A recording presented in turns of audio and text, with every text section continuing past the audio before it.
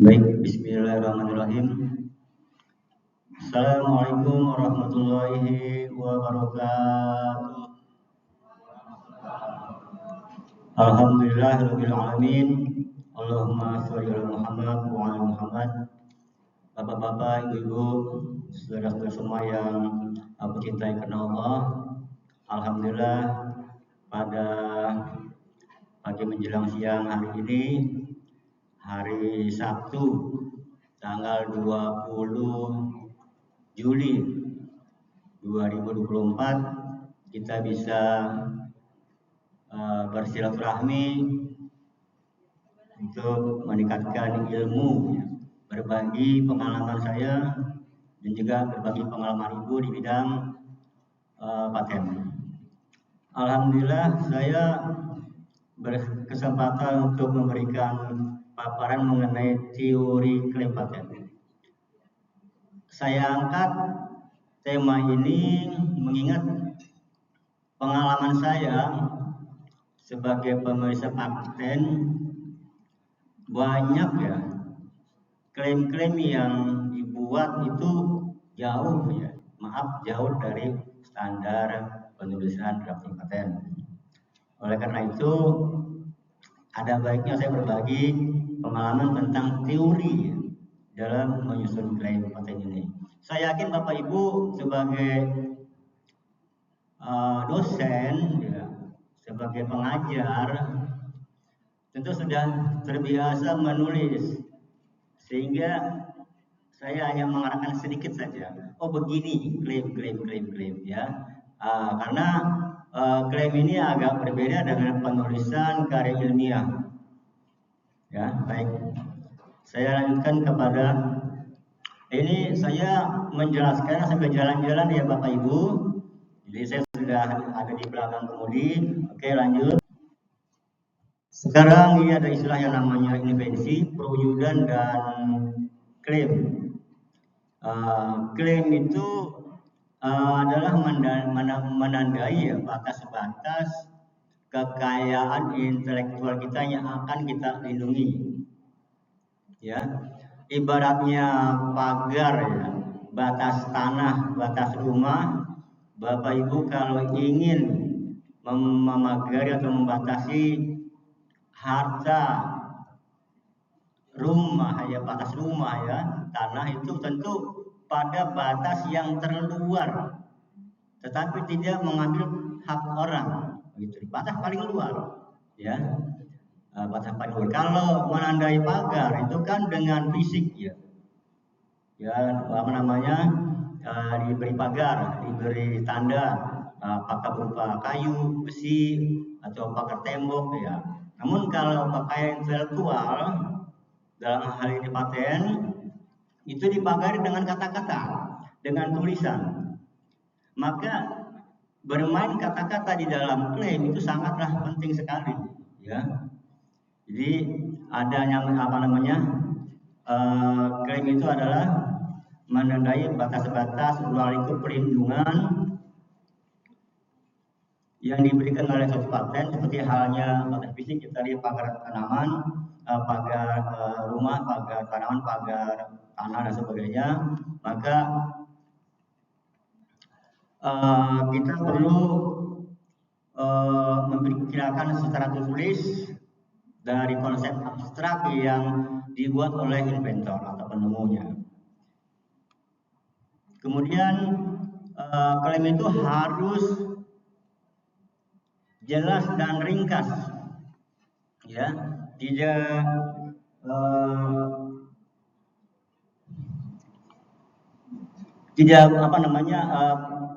mengandung kata-kata yang ya puji-pujian, tidak dijelaskan oleh Bu Ita, tidak ada kata singkatan yang bukan di dalam bidang teknik, seperti misalkan kalau saya ini pemeriksa paten bidang teknik elektro, apa Bapak Ibu ada yang di bidang teknik elektro di sini? Ada ya? Informatika atau komputer? Ada? Mekanik? Jadi saya nanti lebih banyak kepada contoh-contoh yang berhubungan dengan itu. Oleh karena itu maka perancang paten di sini perlu paham ya perbedaan antara tiga konstruksi sebagai berikut adalah invensi, perwujudan, dan klaim. Invensi itu adalah konstruksi ya pikiran penemunya dan tidak memiliki substansi fisik. Itu invensi. Definisi dari yang saya tuliskan di sini adalah invensi adalah konstruksi di dalam pikiran penemunya dan tidak memiliki substansi fisik. Ide ya, Bapak Ibu punya ide cara memanjat kelapa ini, metode gimana memetik buah kelapa. Mungkin di daerah sini banyak kebun kelapa, atau metode memanen padi. Ya, ide saja. Ya. Kemudian ada pewujudan. Setelah ada ide, kita bisa wujudkan dalam bentuk fisik. Ya. Jadi ide tadi memecahkan masalah yang dialami oleh masyarakat atau yang sedang dialami pada saat ini. Kekurangannya misalkan kalau secara konvensional atau secara invensi yang terdahulu mungkin memanennya sangat sulit atau memetik buah kelapa itu berat sekali untuk naik, maka dibuatlah mesin naik ke atas. Kalau dulu kan dengan binatang kera, mungkin karang sudah nggak mau lagi untuk memanjat kelapa, ya dibuatlah mesin, ada mesin memetik buah kelapa. Ada saya lihat juga, pernah saya dengar itu ya anak mahasiswa yang membuat mesin yang naik ke atas sendiri, bisa pilih langsung turun dengan teknologi Arduino ya. Kemudian ada klaim yang terakhir. Klaim itu harus setidaknya melindungi perwujudan dari invensi. Klaim yang ditulis itu setidak-tidaknya melindungi invensi, perwujudan dari invensi. Namun klaim yang bagus ya, merancang klaim yang baik ya, itu di dalam menulisnya tidak ada celah inventor lain untuk masuk ke dalam ranah kekayaan intelektual kita. Ya, ini ada teorinya bagaimana membuat klaim supaya dalam merancangnya itu luas, enggak terlalu sempit. Ya, next.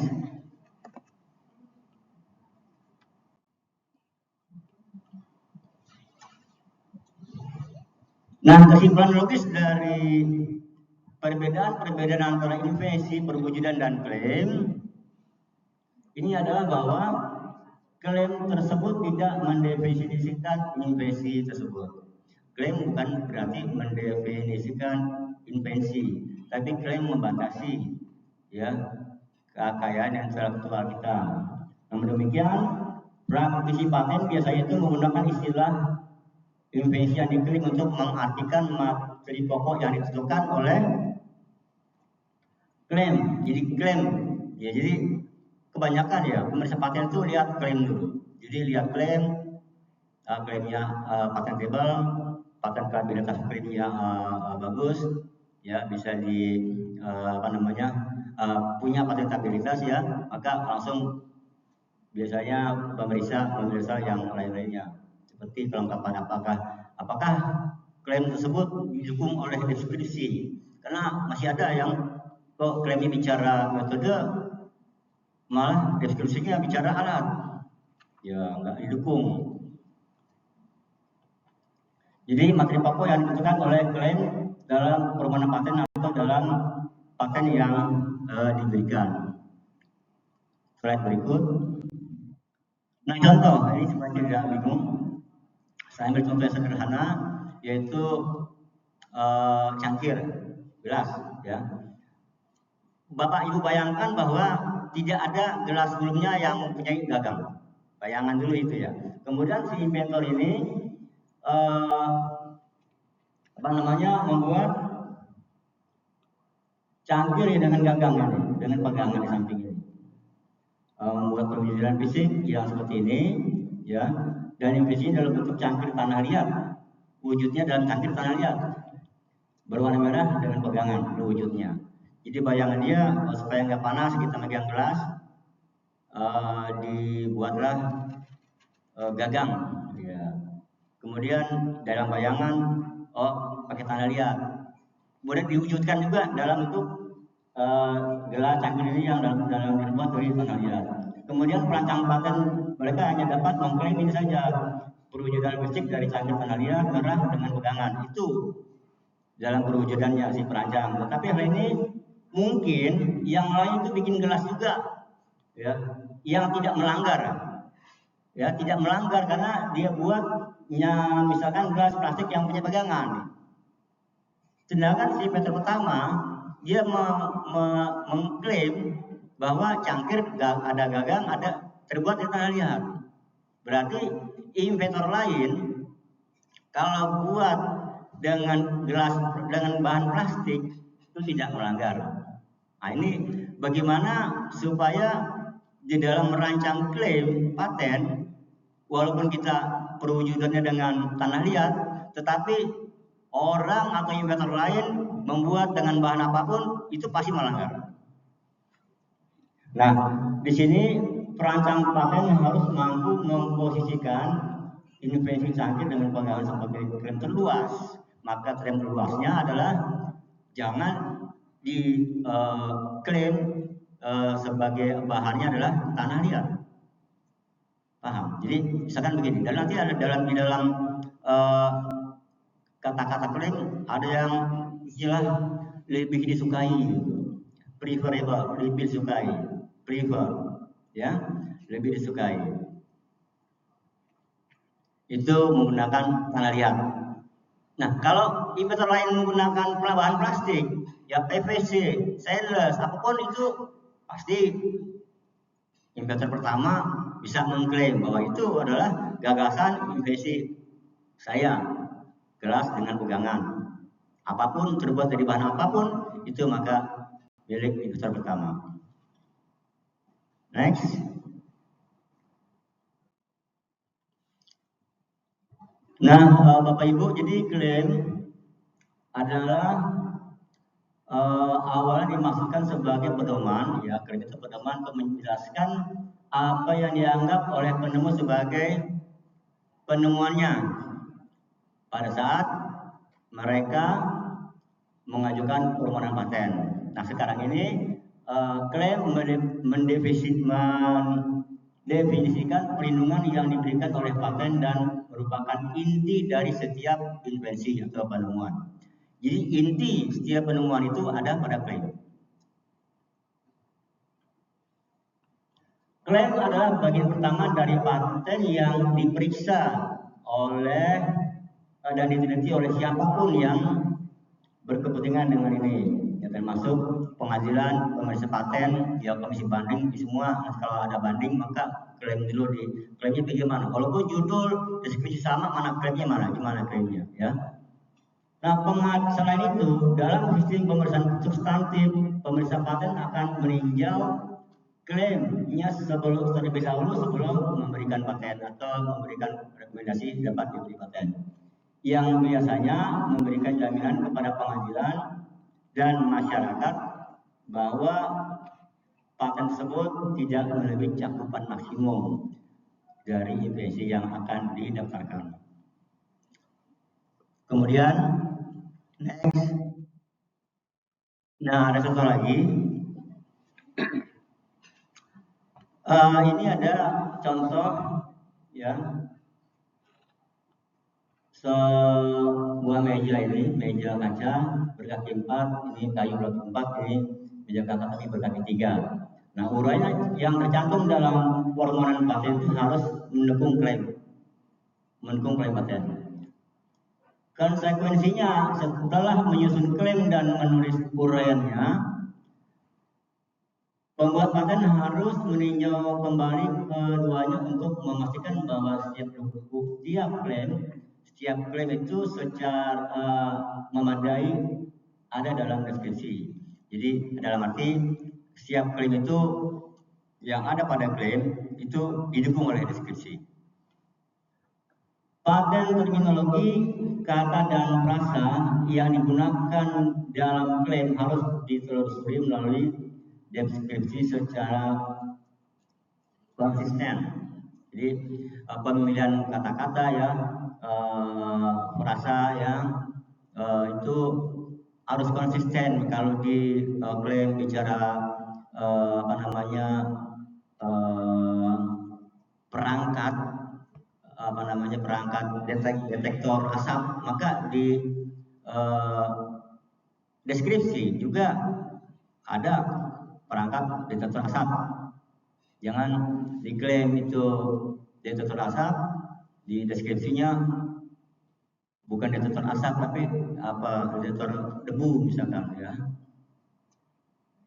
Itu enggak sama, enggak konsisten pemilihan kata-kata tadi. Kemudian klaim yang tidak didukung oleh deskripsi dapat dengan mudah ditolak karena kurang dukungan dari deskripsi. Nah, jika perancang paten mengklaim meja kaca berkaki 4, dia harus memastikan bahwa uraian deskripsinya itu memuat penyangga meja berkaki 4 dan tidak hanya misalkan uraian meja kayu atau meja berkaki 3. Jadi kalau inventor dia mengklaim meja kaca berkaki 4, maka deskripsinya pun bicara itu. Ya, bicara meja berkaca meja kaca berkaki 4, jangan hanya bicara meja kayu yang berkaki 4 atau meja kaca berkaki 3. Ya. Itu berarti klaimnya tidak didukung oleh deskripsi. Next. Nah, jadi itu adalah di dalam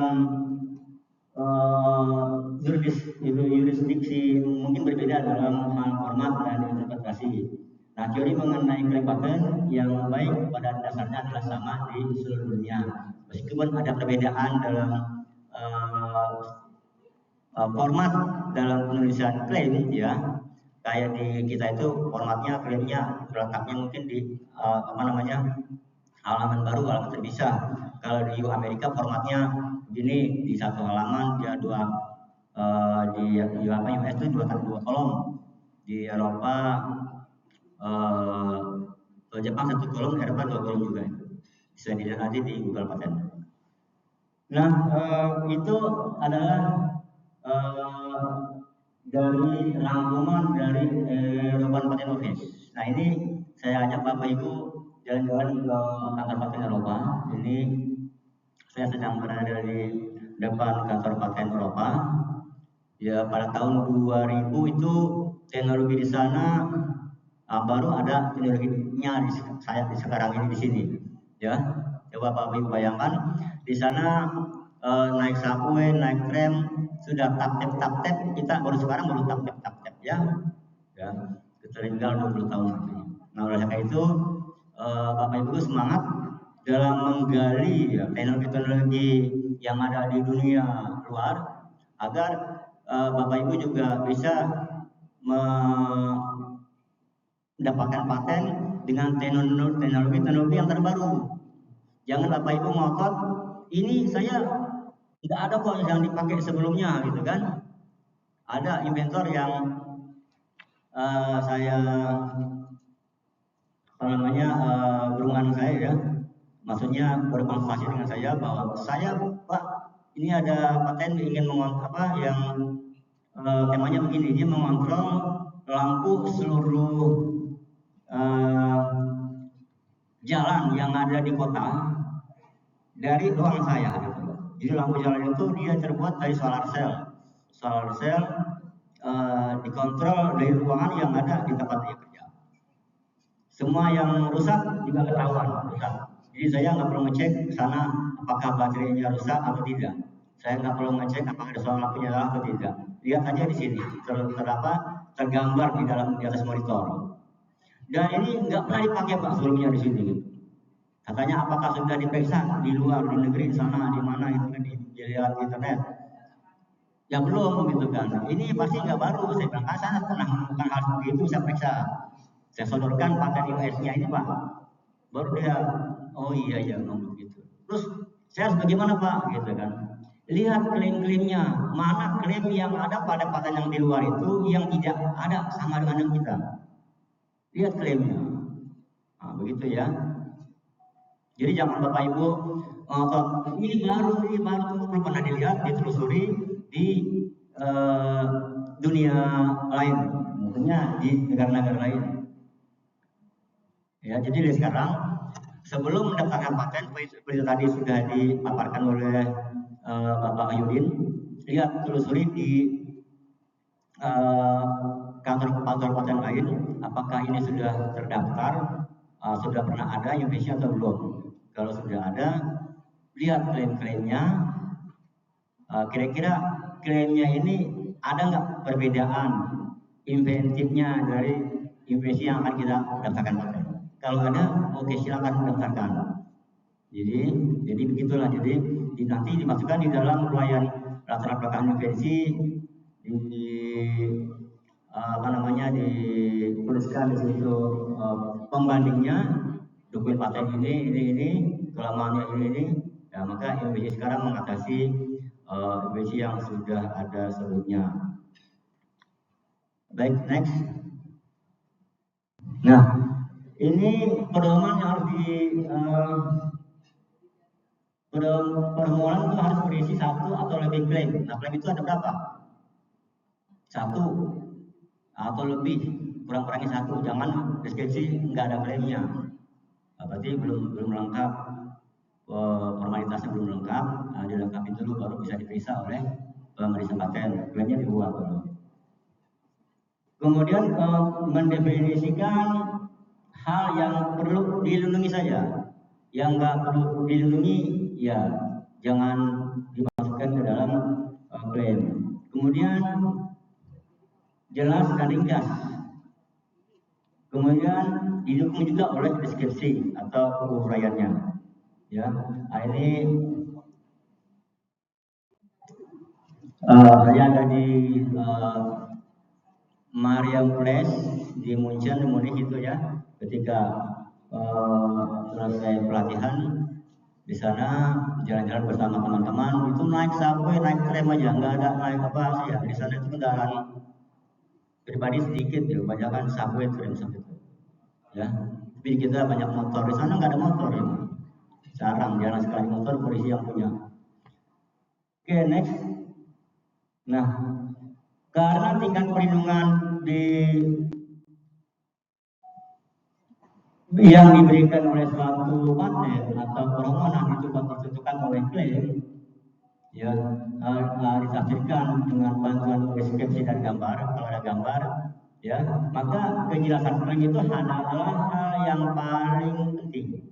Kejelasan di sini kalau kita baca, kita bayangkan klaim tadi itu tidak ada multitafsir, ya. Jangan sampai ini kok ada, apakah ini program untuk menjalankan komputer ataukah komputer untuk menjalankan satu program atau bagaimana kan gitu, ya. Apakah ini motor bakar atau bakar motor kan gitu. Kalau motor bakar dengan bakar motor kan berbeda.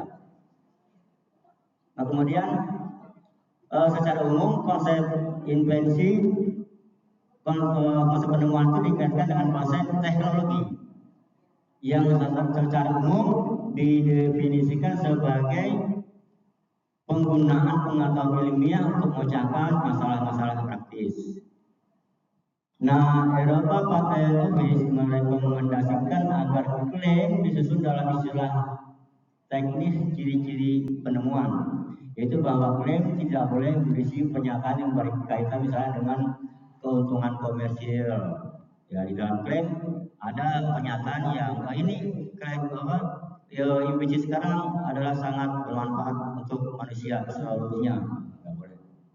Itu pernyataan yang tidak dikaitkan dengan itu. Jadi misalkan dengan kemudian untuk hal-hal non teknis lainnya ada tadi disebutkan juga oleh Bu Ita, ada misalkan ada merek dagang di situ tidak boleh.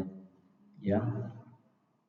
Meskipun pernyataan tujuan diperbolehkan jika pernyataan tersebut membantu dalam mendefinisikan penemuan. Ya meskipun itu dibantu mungkin di deskripsinya lebih tepat ada juga di misalkan proyek aplikasi ini di dalam deskripsi atau dalam berarti singkat informasi ini lebih mempunyai kebaruan dari sebelumnya. Dan dalam judul pun tidak boleh ada kata-kata singkatan yang tidak dikenal oleh dalam istilah teknik. Ya, contohnya metode pembuatan jamu tradisional yang sangjur, misalkan gitu. Metode pembuatan jamu yang sangjur. Sangjur ini apa sih juga bingung sangjur. Ternyata saya tanyakan pada inventor adalah sangat manjur. Nah, itu nggak boleh. Ya.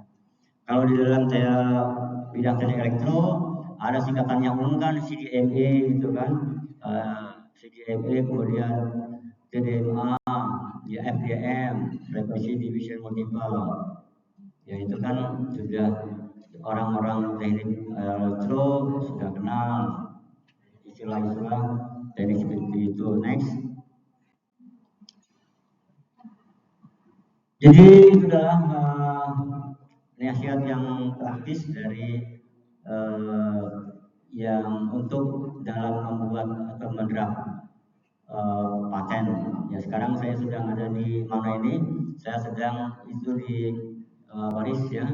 Jadi ketika itu dari Belanda saya coba naik kereta ke Paris, kereta cepat. Ya padahal Belanda dan Paris itu kan negara yang dua negara berbeda, tapi bisa lewat darat kereta. Dan keretanya itu anehnya kiri kanannya rodanya ada karet di belakang dan berapa ya kiri kanan karet, jadi dia meluncur secara nggak terasa juk itu nggak terasa. Jadi kayak jalan gitu aja meluncur. Ya teknologinya di sana sudah seperti itu. Next. Kemudian adalah bagaimana klaim yang luas dan sempit tadi seperti saya berikan contoh, bagaimana supaya kalau kita mengklaim gelas yang gelas bertangkai dari pengalian, tetapi inventor lain tidak bisa mengklaim gelas bertangkai dengan bahan apapun. Nah itu jadi ada teorinya juga ya Bapak Ibu. Jadi bagaimana klaim yang luas dan sempit dalam arti luas tetapi tidak keluar dari lingkup invensi. Next.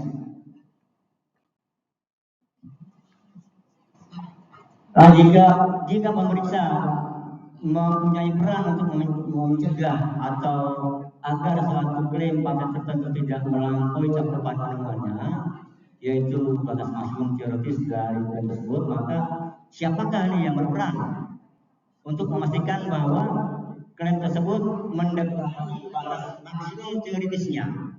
Nah, jawabannya adalah yang pembuat paten.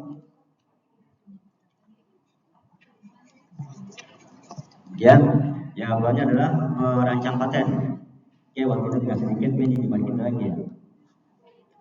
Untuk mengarahkan para serangkaian klaim luas itu agar serangkaian paten luas mengarahkan pada serangkaian klaim luas yang mencakup berbagai aspek penemuan dan pada berbagai tingkat yang detail. Nah, di sini perancang paten mungkin tidak ingin klaimnya hanya mencapai maksimum teoritisnya, karena tinggalasi selanjutnya kemungkinan besar akan menimbulkan argumen ketidaksaan yang tidak dipertimbangkan oleh pemohon atau pemeriksa paten. Nah, oleh karena itu klaim yang lebih sempit juga akan berguna. Ya, jika klaim yang lebih luas jadi tidak lebih sah atau tidak legal. Kemudian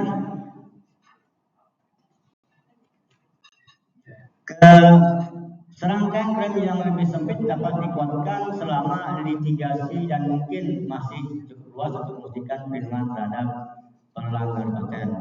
Baik, Bapak Ibu semuanya, ini saya masih ada di Amsterdam, itu di belakangnya ada kincir angin. Di sana banyak kincir angin Bapak Ibu. Di sana banyak kincir angin dan teknologi kincir angin di sana juga diadop di teknologi kecil di negara kita juga ada beberapa daerah yang menggunakan kecil angin, dan juga pernah ada saya periksa paten lokal ya yang membuat kincir angin. Nah, sebaiknya berkaca kepada paten-paten Eropa untuk mengenai kincir angin. Apakah ini sudah teknologi terbaru atau ini sudah usang, ya sudah tidak dianggap baru. Next. Nah, selanjutnya ini adalah sulit juga emang ya. Saya juga merasa sulit menentukan bahwa cakupan sah perlindungan dari suatu penemuan, karena cakupan ini hanya akan terungkap berdasarkan semua penemuan yang relevan sebelumnya. Ya, nggak usah prediksi apakah ini baru atau tidak. Ya, kebaruan tadi tentu dikaitkan atau dirujuk kepada invensi sebelumnya atau prime up. Jadi kita kalau bicara Pak ini baru kok katanya. Pembandingnya mana atau rujukannya mana, itu dia baru. Harus ada rujukan dan secara tertulis. Kalau memang itu ada di jurnal, tulis jurnalnya, bisa di majalahnya, atau di dalam pameran, ya kapan ditayangkan, yang publish, semua itu sudah dianggap tidak baru. Maka Bapak Ibu semuanya, kalau ingin mendaftarkan deskripsi disertasinya, tesisnya ke paten, itu akan ada dua pilihan. Setelah didaftarkan, setelah dipublish, setelah disidangkan, itu harus 6 bulannya, harus sudah sebelum 6 bulan berakhir sudah harus daftar paten agar tidak gugur patennya. Kalau lewat dari itu tentu ya kita ini bunuh diri. Jadi mana yang mau duluan, jurnal atau sidang atau pameran atau daftar paten. Sebaiknya saya daftar dulu ininya, ya amannya. Jadi kita dapat filing date. Oke, kalau sudah dapat filing date, silakan mau pameran, mau jualan ya, walaupun belum masuk dalam pemeriksaan substantif. Oke, selanjutnya klaim yang luas dan sempit, di sini masih ya.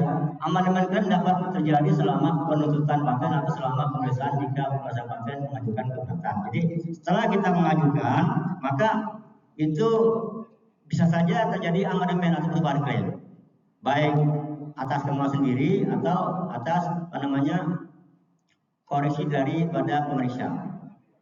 Ya, pemeriksa paten, ini harus diamandemen karena tidak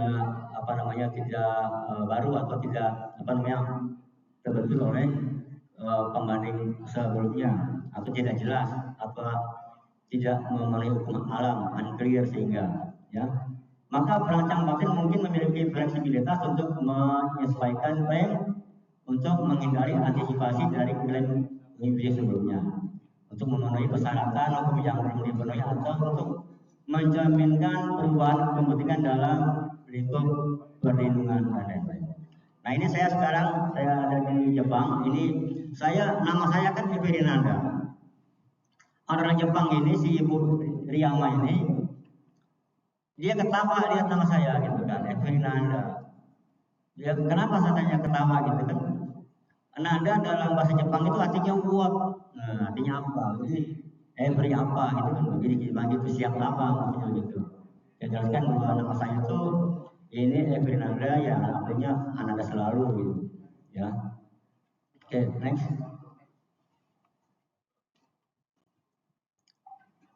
Nah, jadi kesimpulan strategi menulis klaim merupakan isu yang paling rumit, ya paling rumit karena mungkin si inventor mempunyai persepsi begini, pemeriksa mempunyai persepsi begini, sehingga harus klop posisi inventor dengan posisi pemeriksa. Jadi Bapak Ibu coba sering-sering melihat contoh-contoh klaim paten yang ada pada Google. Ya, saya juga buatkan tutorial di dalam YouTube saya, itu ada tutorial paten drafting ya. Bagaimana menulis draft paten, bisa diklik saja di YouTube, itu Rinanda. Insya Allah ketemu, pilih subscribe dan cari playlist yang tutorial drafting paten. Berikut contohnya, mungkin di kesempatan ini singkat sekali, maka kalau lihat YouTube saya bisa lihat kapan saja. Oke. Next. Dan sekarang terakhir di perlindungan, masih ada waktu ya. Perlindungan dan pelanggaran paten. Ini saya duduk dulu ya di kursi pesawat. Saya waktu itu di pada saat ke Amsterdam Belanda ini. Ya. Jadi ke Amerika, maaf. Waktu ke Amerika itu kan di jalan di pesawat itu 24 jam stop, dikasih makan, dikasih minum sama pramugari. Jadi capek, jadi pakai pegal, makanya dia berkesempatan untuk keliling kursi pesawat dan sampai ke kursi kru. Saya numpang duduk dan berfoto di situ. Nah, orang yang melihat ini sangkanya saya pilot, padahal bukan ya. Ini numpang duduk aja, numpang selfie begitu. Oke. Kemudian next, aturan semua elemen. Paten umumnya memberikan hak eksklusif kepada pemilik paten. Jadi dengan kata lain, pesaing itu memerlukan izin dari penerima paten untuk membuat, menggunakan dan sebagainya atas invensi yang diklaim. Ya, jadi misalkan ada pesaing ya, kompetitor, lain itu ya harus punya izin kepada Bapak Ibu pemegang paten ya untuk membuat, menggunakan atau sebagainya, menjual, harus ada izin. Kalau nggak ada izin pelanggaran namanya. Ya, nah tanpa izin tersebut yang melanggar paten dan karenanya terkena sanksi hukum yang berlaku. Nah, jadi oleh karena itu ketika menyusun klaim, pembuat paten itu harus selalu berusaha memastikan bahwa pesaing baik aktual maupun potensial tidak dapat mengelak dari penemuan yang diklaim dan memanfaatkan gagasan atau konsep identik. Nah, tadi kembali lagi kepada contoh tadi ya, dalam merancang itu berarti hati menggunakan kata-kata ya, pemilihan kata-kata itu sangatlah penting. Ada kata-kata misalkan sekurang-kurangnya satu. Kalau Bapak Ibu membuat suatu alat yang menggunakan satu sensor, jangan dibilang situ data isinya dalam klaim alat pemadam kebakaran yang terdiri dari titik 2 sensor, titik koma, kemudian selang pemadam, titik koma, dan seterusnya. Nah, klaim-klaim yang seperti ini itu yang hanya listing belaka, maka itu tertolak. Ya. Dan kalau memangnya ada satu sensor, maka sekurang-kurangnya terdapat satu sensor. Jadi kalau sekurang-kurangnya satu, maka kalau inventor lain membuat 2, 3 atau 4 sensor, itu masih milik kita. Paham ya? Kemudian next. Nah, contoh lagi, contoh klaim paten yang berbunyi seperti ini ya. Suatu tulis yang terdiri dari pensil yang mempunyai struktur memanjang dengan 2 ujung dan sebuah titik tengah di antara kedua ujungnya. Ini ada pensil memanjang, ada 2 ujung ya, ujung sini dan ujung sini, sebelah sini. Ujung pertama dan ujung kedua. Ada titik di tengah-tengahnya, di tengah-tengah ada titik. Bayangkan ya. Kemudian penghapus yang ditempelkan pada salah satu ujung pensil. Pada salah satu ujung pensil ditempelkan penghapus dan lampu yang ditempelkan pada bagian tengah pensil. Tuh, tulisannya begitu, lampu yang ditempelkan pada bagian tengah pensil. Nah, kalau menulis klaim seperti ini, ya, maka next, menurut aturan semua elemen, pesaing atau kompetitor itu melanggar klaim jika dia memproduksi alat tulis yang memiliki seluruh yang ada pada klaim seperti ini. Pensil dengan struktur memanjang, memiliki 2 ujung dan sebuah titik tengah di antara kedua ujungnya. Penghapus yang ditempelkan pada salah satu ujung pensil dan lampu yang ditempelkan pada bagian tengah pensil. Jelas itu melanggar. Tapi ada inventor lain yang jeli. Wah, dia tulis lampu di tengah. Saya bikin lampu di ujung lainnya. Ya kan? Itu berarti nggak kena pelanggaran. Oke, next kita lihat. Nah, seorang pesaing yang memproduksi alat tulis yang memiliki elemen pensil dan penghapus yang ditempelkan pada salah satu ujung pensil, namun tidak ada lampu yang menempel pada pensil. Nah, pesaing lainnya memproduksi pensil dengan penghapus yang dipasang pada salah satu ujungnya, dan lampu juga dipasang pada salah satu pensil, itu bukan pada bagian tengah pensil. Nah, dalam kasus ini tidak ada pelanggaran paten. Paham ya? Jadi nanti Bapak Ibu kalau merancang klaim, perhatikan bahasa-bahasanya, bahasa dalam klaim. Ini kira-kira kalau saya buat begini, kompetitor atau pesaing ini enggak bisa masuk ke sini gitu ya, kan? Oke, namun pada sebenarnya yang masuk dengan pelanggaran apa yang dimaksud dengan pelanggaran paten sekarang kita lihat. Next.